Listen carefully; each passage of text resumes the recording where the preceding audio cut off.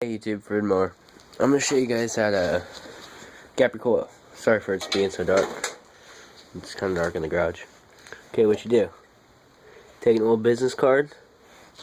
Just like one like this. If I get up on the light for you guys. Not like the plastic ones, or laminated ones. Just paper business card. Take it. Pull your coil back. You gotta loosen up your bolts. Pull your coil back. Take it. Slide it. God damn it, it's kinda hard to do with one hand while I'm holding the wrench. Okay. Basically, get it slide in there like that. Take this. Snug it up to the coil. Both sides, make sure they're nice and snug. Make sure you turn it, the business card will roll nice and smooth, and then tighten her down. Someone asked me how to do this, so I figured I'd do a little video on it. Sorry for it being so dark. I didn't really hit the light on the camera.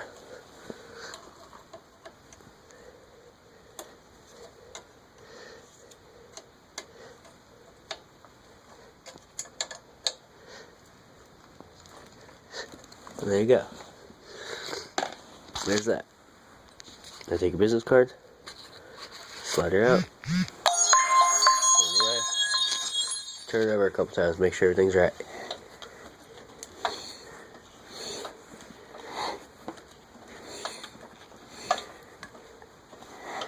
Right now, I am cleaning the valves. You can't really see it.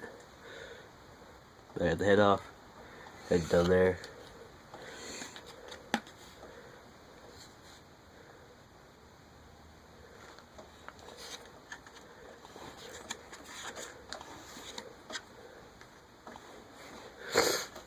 Basically, there's that for you guys. And this is a coil off a overhead valve motor. Works. Because the coil that was on this is, I know it's somewhere right here.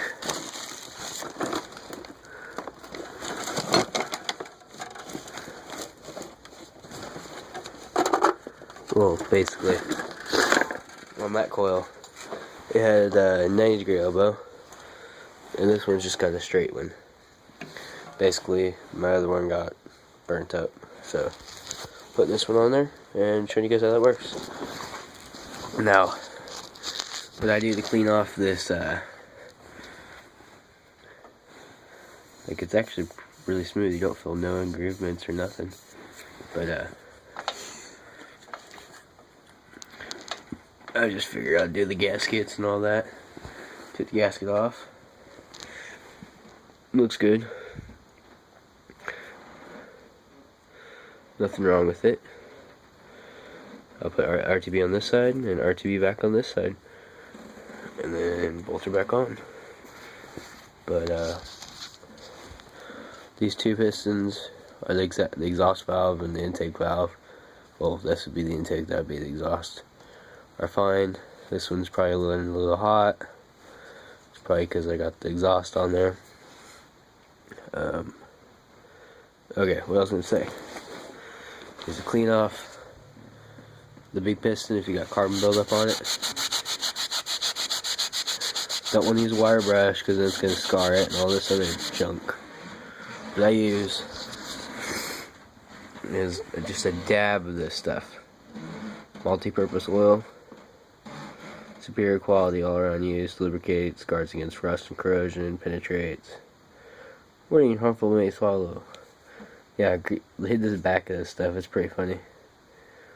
It's for hinges, it's not for this, just as long as you don't get too much in the motor, you should be fine. But, caution, combustible mixture, contains petroleum distillate. If swallowed, do not induce vomiting. Call physician. Keep out of reach of children. Thought that was kind of funny. But basically just put a little dab of that stuff on the end of your rag. Where I just put my rag. I just put a little dab of it on there. And look how much it's came off so far. Compared to my other one, well, it's the same rag, but it's just the other side. The other side didn't really get that much off compared to that.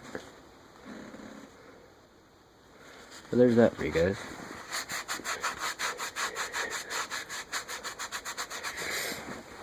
And then what I'm using to seal it back up, putting red RTV. I'm not even putting it on the block. Yeah, probably help if I put the camera at that. I'm not putting it on the block, just putting it on both sides of the gasket, setting the gasket down on the top part of the head, and bolting it back down. But probably what I'm gonna do is fill these holes with silicone, the old exhaust bolt holes, just because I don't have those bolts no more. Something just dropped. I just don't have those bolts no more, and that worked. I ran this one. I did my exhaust different this time. Before I just had an elbow or a nipple that was like that long. I went ahead and got a 2 1/4 inch elbow, just so it'll go around my carburetor bowl, to where if I need to adjust it, I can adjust it without burning the crap on my finger or my hand. I got my gas line, nice thick gas line. Got ran up and over the carburetor, just resting against my tube sock filter. Works pretty well, but so it keeps it away from this exhaust. You don't want no fires. But there's that.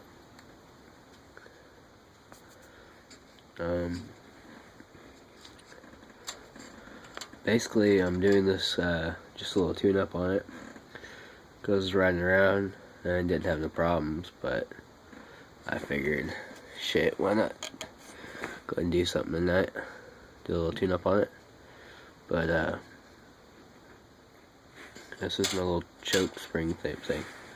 This is just the back half of the spring, so it doesn't choke itself out, and then that'd be choke and release choke, etc. Just zip tight on there. How my gas pedals ran is this to the governor, to another cable, ran straight to the carburetor.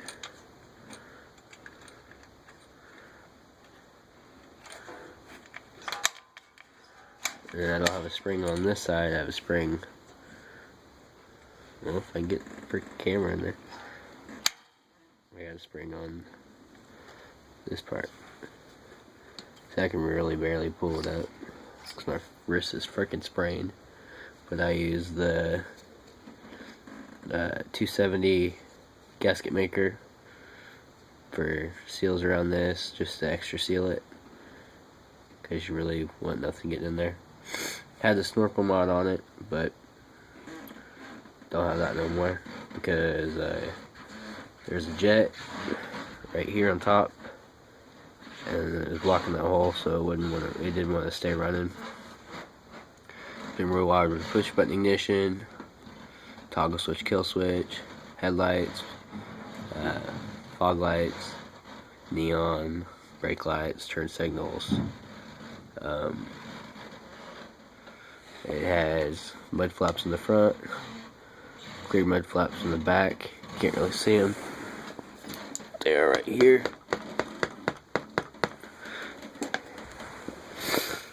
But there's that. Alright. I'm probably going to be going to bed because I'm not feeling the greatest. But there you guys. Someone asked me to do the video about adjusting the coil. So that's how you do it with the coil. How you adjust it. Just like I said, not a laminated business card, because those ones are just a hair too thick.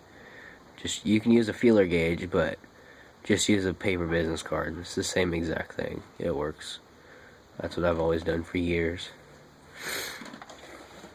And there you guys go. Make sure it doesn't rub or nothing like that, because you just want to pick up the magnetic pulse from this magnet right here. That's the only thing. Once it does that, it'll send the coil down. There's a pulse. It's a plug. Plug will ignite combustion in this chamber, which this one allows air to go into. This one allows exhaust to go out, and this one's where all the main combustion happens. That's how these flatheads run right now. Alright, guys, I'm signing off. Putting the top off on my liquid stuff, my junk. But there's that. Alright, guys. There's a hood. Troy's up and running again, all 4 wheels. But there's that for you guys. Oh man, didn't mean to step on that. But there's that. There's the craft. What I call it, the crafty. Cause just been a bunch of different things I've crafted onto it. But there's that little flathead. And there's that for you guys. I don't know why I keep saying that. I guess the medicine's getting to me. Alright guys, I'm signing off. Like I said, this was mainly just to adjust that coil and just a little tip on cleaning the valves and the piston. Alright guys.